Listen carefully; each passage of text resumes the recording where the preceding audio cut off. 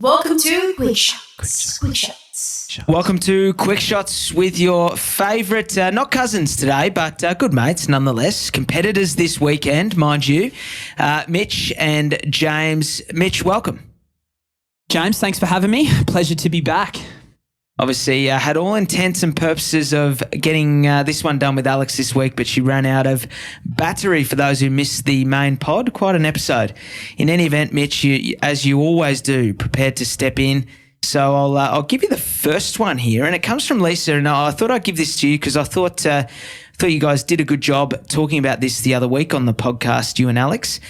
Lisa wants to know, do you think working from home will be a permanent thing? Has it affected the designs of houses and or commercial property at all? Great question. And yeah, as you said, we did touch on this briefly a couple of weeks ago now. But just to summarise the key points from that, we averaged since 1996 about 5% of the population working from home, or 5% of the working population, I should say. Up until 2016, that was the case. As of 2021, the census data revealed that had jumped to 21%.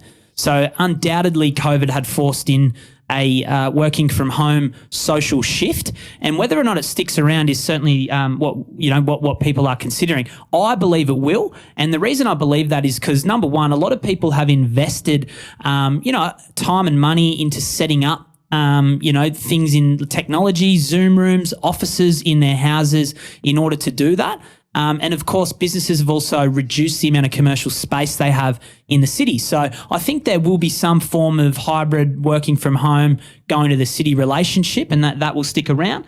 Has it influenced, the other part was, has it influenced commercial property at all and residential property? I think it has. You're often seeing the houses, being built with those offices involved and contemplated on the floor plans.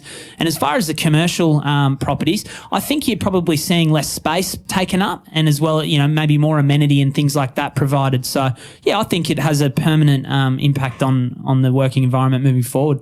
It's hard not to see at least a hybrid format going forward, isn't it? Absolutely. I mean, there's some businesses that have to remain in the cities, obviously, proximity to courthouses and parliament houses and ports and all that.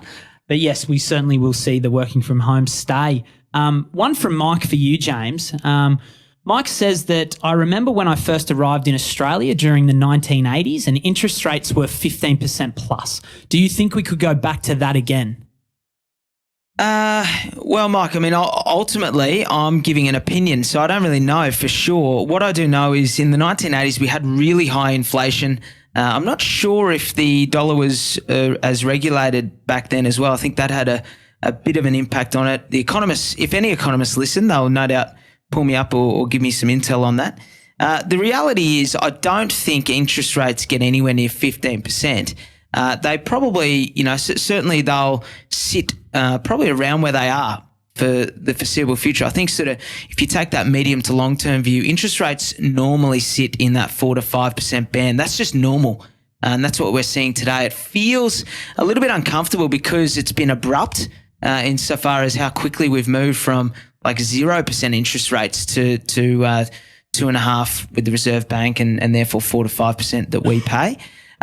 They kept them a bit low for too long, so I think what we'll see over the next 6 months or so is interest rates get up a little bit high, maybe another 0.5% from where they are today, before they come back down and settle somewhere between 2 and 3%, meaning that the owner-occupier would pay somewhere between 4 and 5% and the investor 5 to 6%. And that's about right. You're going to get a rental return of 4 to 5%. So you're going to more or less or go close to covering your costs from that perspective from your rents, and then you get your depreciation if you're a property investor. So look, I can't see any significant difference in interest rates from here, certainly not beyond the very short term, Mike. So rest assured, sounds like maybe some mental scars still from the 15% interest rates.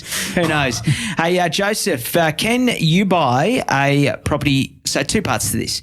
Joseph wants to know, can you buy property using your superannuation?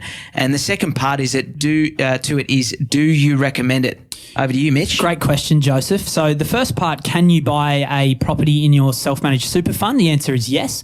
There are rules about what types of properties you can do, and that's particularly related to what a bank is willing to lend you if you're buying property through your super fund. So it has to be an established home, or it has to be on a single contract. And what I mean by single contract is that you don't settle the property until the house is built. So the builder will deliver it before you settle it. Typically, you'll see that interest rates are a little higher and loan to value ratios are a little lower. So investigate that and be aware of all that before proceeding. Do we recommend it, or do I recommend it? My opinion is, look, I mean, property is a pretty good place to put your money. You have to be, like any investment, diligent in, the areas that you're going into. But I think, residential properties performed very well over the long term, will likely continue to do so. And look, I think, if your circumstances allow it, it's not a bad idea to buy property and put your money into the residential property market. I think too, it's not quite clear if Joseph meant, can you buy through superannuation or self-managed super? You do need a self-managed super fund to do it, Joseph. So if you just have superannuation like most employees, you can't do it that way. You've got to actually set up a super fund that you manage yourself, and there are some costs involved in that. So rule of thumb, and it's something for a financial planner to give you some advice on, or an accountant, but they're in the thousands of dollars per year to sort of run those. So you generally need, at least $150,000, $200,000 when you factor in the costs of running it, and the fact that the banks are only going to lend you about 70%. So you got to put in a pretty big deposit there. So, Joseph, good luck with that one. Thank you, Mitch. Great answers, and good luck this weekend, but not too much good luck, because hopefully I can beat you across the line. Mate, I look forward to seeing you in the Noosa Surf Club after you already had about 3 beers. We'll see. See you, mate. Thanks for listening to another episode of The Double Shot with your favourite cousins, Alex and James Fitzgerald. If you've got a burning question or something we absolutely need to talk about on the pod, please write to us. Both of our emails are in the show notes. For little real estate tidbits and a little bit of banter, a lot of banter, you can follow us on the gram. Our handle is thedoubleshot.podcast. That, my friends, is thedoubleshot.podcast. Until next time, think of us when you sit back and sip your next double shot.